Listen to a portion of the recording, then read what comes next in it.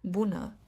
Sunt moașă și sunt aici să vă ofer informații care să vă împuternicească în legătură cu sepsisul. Sepsisul este o reacție gravă la o infecție, iar în timpul sarcinii sau după naștere se poate dezvolta rapid. Dar nu sunteți lipsită de putere. Înțelegerea semnelor vă poate ajuta să primiți îngrijire din timp.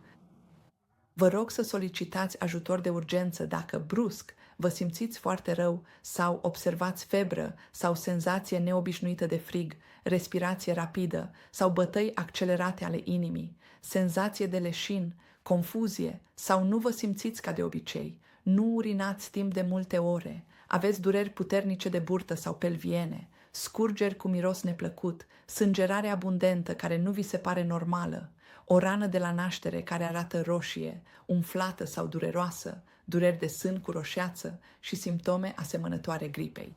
Aceste infecții pot începe la nivelul tractului urinar, pieptului, uterului, sânilor sau rănilor de la naștere. Dacă ceva nu e în regulă, ascultați-vă corpul. Starea dumneavoastră contează, iar a cere ajutor e un semn de putere. Aveți grijă de dumneavoastră și o zi bună!